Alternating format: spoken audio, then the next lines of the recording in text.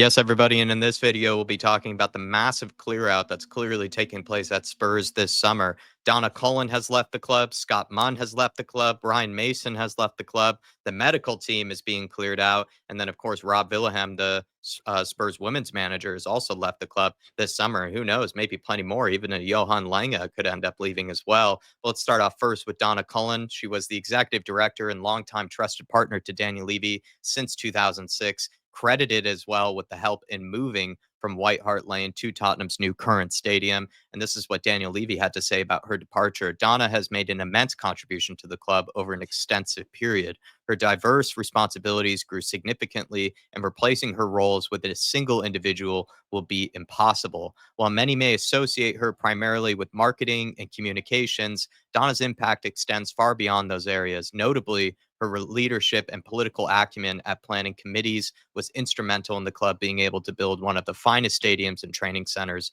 in the world. On Donna Cullen, Dave, you and I also credited her as well with being part of kind of the player wages, at the club, keeping those down. She played a big part in the Levy-nomics, you could say, of the Tottenham Hotspur squad.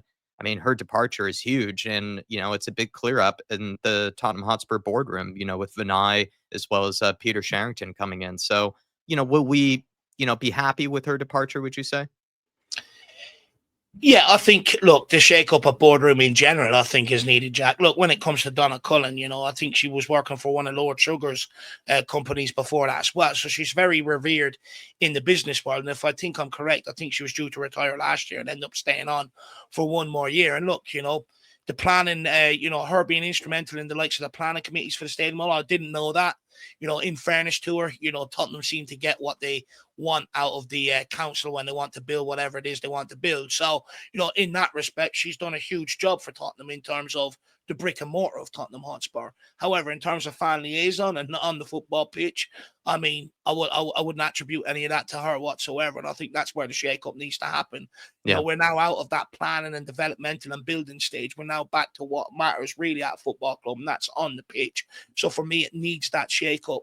But in general, I think, the last few years, the relationship with the club, with the media, with its fans, it's been piss poor. You hear many fans, I'm losing the connection with the football club and stuff like that. So she failed in that regards, and it does need a shake-up.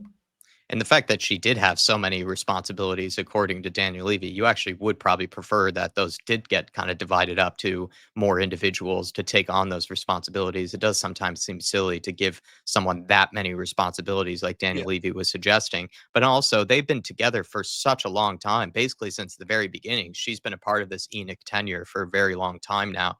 And we've experienced lots of problems, during this ENIC tenure. And she was a very trusted person, very trusted advisor to Daniel Levy, right? And you and I have said this before. It's better to have people around Daniel Levy that, yes, he of course has to trust. He's hiring them in the first place, but you want to have people that he's not going to agree with, every time. You want to have people around him that are challenging him, that are making him think about things differently. Fabio Paratici being a prime example of someone that, would sort of test him a little bit, would sort of push his boundaries. And I'm not sure whether Donna Cullen was one of those people. I know people like Sean, might have a better clue as to her real, sort of role in and around the boardroom. But from what I could tell from my own research, she seemed to be a very, very trusted person to Daniel Levy, even a friend practically to Daniel Levy. And I just wonder if we ever want Daniel Levy to step out of his comfort zone, having fewer people like her around him might be a good thing at the end of the day. So this is one of the most important departures, I'd actually say, of the list that I just mentioned, and we'll go through some of the other ones as well.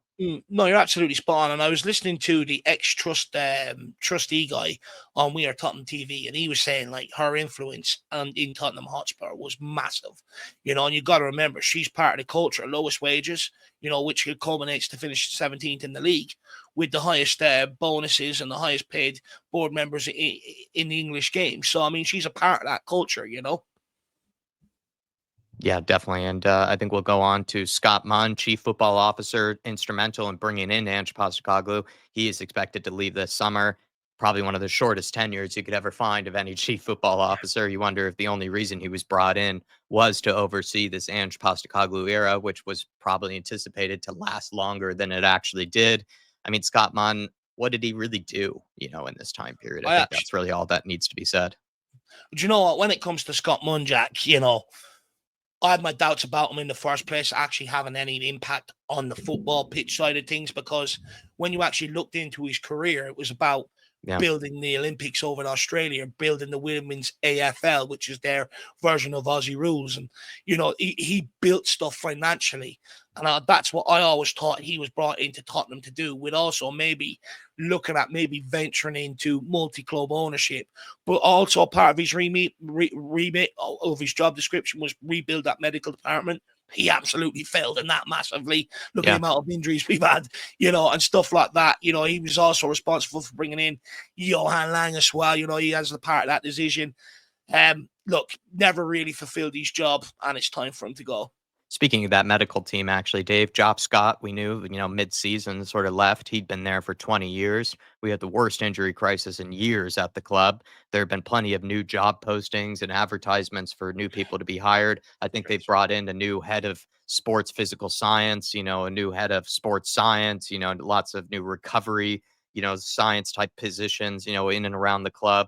They're basically just replacing the entire medical team department. Some people said that that was a silly thing to do, that it was more to do with Ange Postecoglou than it did actually have to do with the medical department. I'm not too sure if that's the case. I think we He's saw biased. other sort of injury issues under Conte, under Jose.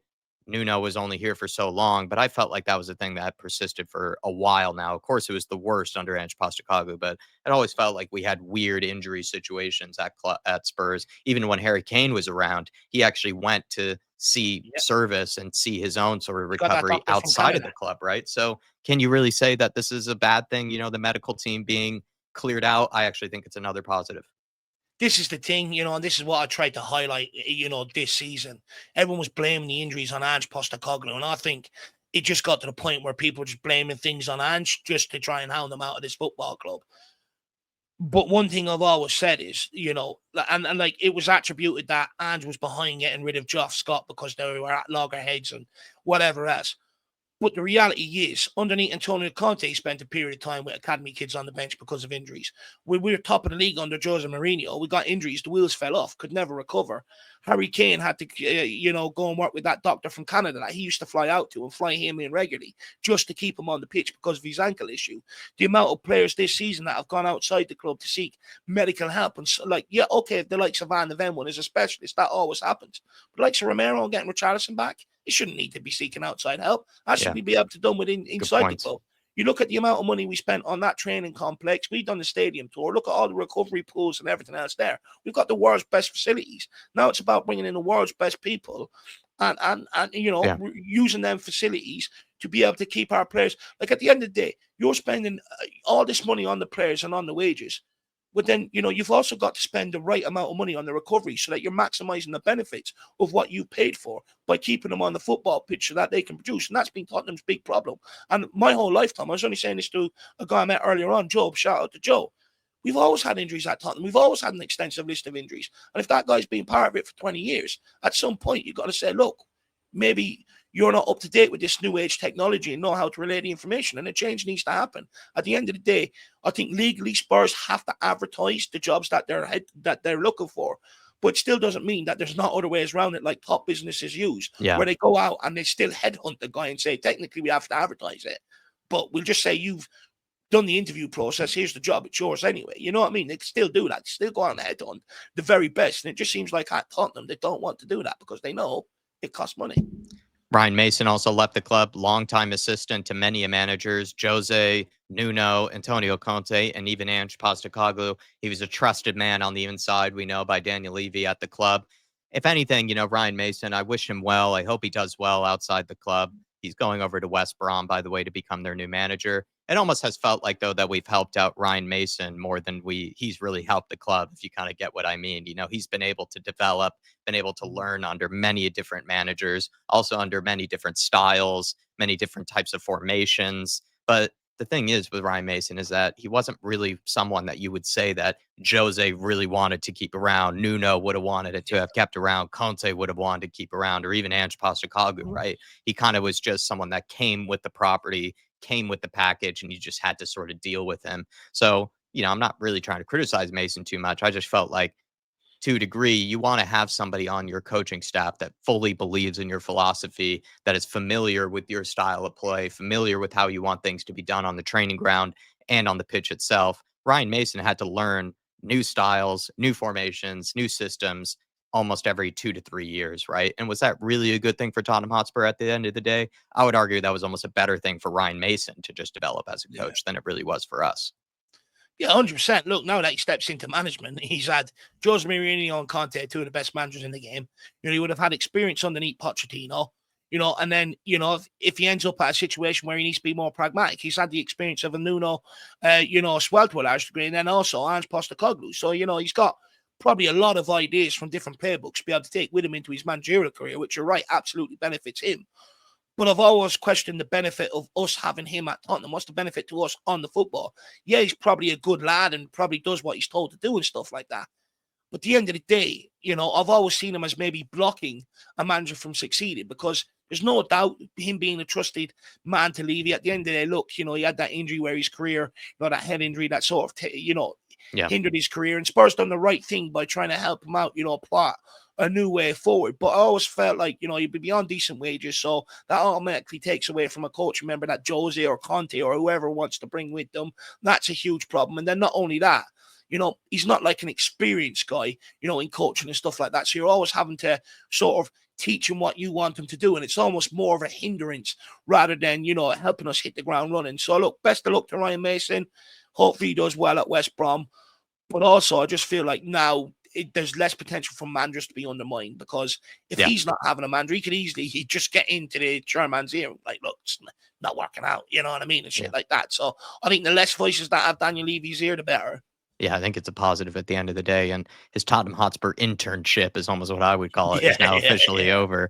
Rob Villahem, lastly, appointed in the same season as Ange Postecoglou. Plenty said that this sacking was not surprising, though. He wasn't doing too hot, and there wasn't really any signs of progression, actually, after his first season. He did take them to an FA Cup final, but it wasn't really, one that felt like it was going to end up getting any better. It looked like it was only getting worse during his time here. But maybe a positive from this is that Vinay was a big backer of the Arsenal women's team, which could be a good sign for the future if you are an optimist about the women's team in any sort of manner. That Rob is now gone, and someone who's had success in the past with a previous club, and a very good club at that when it came to the women's team, with Vinay coming in as the new CEO. You wonder if he'll make the right appointment, or at least oversee some of the spending as well on the women's team, because we know that Spurs, they barely spend enough on the men's team. They also kind of sort of are cheapskates when it comes to the women's team as well. You wonder if you don't usually need to spend that much proportionally on the women's team, but he might be able to advocate for more money spent, better money spent, and perhaps also a better manager to come in through the door. So I'm going to argue this was also a positive at the end of the day, even though Rob, in all fairness, seemed like a good guy, spoke very well. It just didn't seem like it was going too well under his tenure here. Yeah. But Dave, I mean, across the board. Yeah, just shakeups all around. But there you are, everybody. Of course, last one maybe to be mentioned, Fabio Paratici could coming back, which also could mean the end of Johan Lange's, term in charge, or at least he might oversee the transition between Fabio Paratici and Johan Lange. Maybe Johan Lange could leave the following summer or the season after that, because if Fabio Paratici is to come back, you wonder if they would both stick around. You would expect maybe Johan Lange to also leave. I think you could get into a situation where it was a bit like with Steve Hitchen, if you remember. Yes. Steve Hitchen was demoted to Paratici's T-boy, and then eventually, he was released. I think, I'm hoping the same situation is coming about here, with Johan Lange. However, with Thomas Frank coming in and Johan Lange having that working relationship, maybe Paratici is just going to use Johan Lange as like the admin guy doing the shit that he doesn't want to do, and he, stuff like that. So it'd be interesting to see what happens. But one thing I will say in general about the whole shake-up, Vinay coming in, you got Peter Sharrington as well, who's supposed to be this, big guy within the Tavistock group who goes into their businesses and really shakes them up, gets them performing and stuff like that. I think one good thing for me is, I think what we had is a boardroom that still want to operate the club the way they were operating the club at White Hart Lane when they were trying to buy all the property to build the stadium and the training complex and all of that, which I think many people accepted. But we were told, we build this, it's so we can match the top wages of the top earners of the top clubs around Europe, so that we can keep our best players here so they're not leaving for better wages and stuff like that. And ultimately, build it so that we can bring sustained success to Tottenham. The only sustained success we've seen is commercial revenues. That's it. On the Yeah. pitch, it's been very dry. It's probably been worse than what we were seeing at White Hart Lane for the period that I supported Tottenham when we were there. And I think the shake-up is necessary. And my hope is that whoever's shaking this up, there's a lot of rumours, but whoever is shaking this up has looked at that parade, seen how big of a club this is, over 250,000 people at parade. Chelsea wouldn't get it. Arsenal wouldn't get it. West Ham, Fulham, none of the other London clubs would get a parade of that magnitude. That was almost Liverpool-esque sort of style of parade. And they probably looked at that and gone, if we can bring success, the amount more revenue that we can also get out of this football club, they can coincide side by side. And I hope that's what this whole shake-up is about, that it's geared to make Tottenham successful, which they know then will bring the revenue, rather than trying to bring the revenue and lie, and then also try and keep the fan base on side who are, you know, getting used to your lies and stuff like that. So that's my hope on this, that the shake-up is serious, and we're going to see a much more serious operated club moving forward, because we can't keep operating the way we did, like we were at White Hart Lane, still offering the same transfer fees. I'd argue even the signings at White Hart Lane were better than what we're bringing in now as well. So it needed that shake-up massively. I'd argue this shakeup as well is just a positive at the end of the day, and that there are more positives than negatives to take from it. And plenty of the people that we've gotten rid of in this list, apart from maybe Scott, Munn, and Rob, have been here a long, long, long time. And so in some manner or form, they contributed to the problems that we've been complaining about for a long time here. Yeah, absolutely spot on. So hopefully it's changed for the greater good, everybody. Let us know your feelings on it in the comment section below. Let us know your feelings on what we've had to say, anything you agree or disagree with. Most importantly, run that like up. We'll see you back here either later on or tomorrow. Come on, you Spurs. Come on, you Spurs. Best of luck to Vinay this summer. Thank you to all the members of this channel as well for supporting us, and we'll see you all in the next video.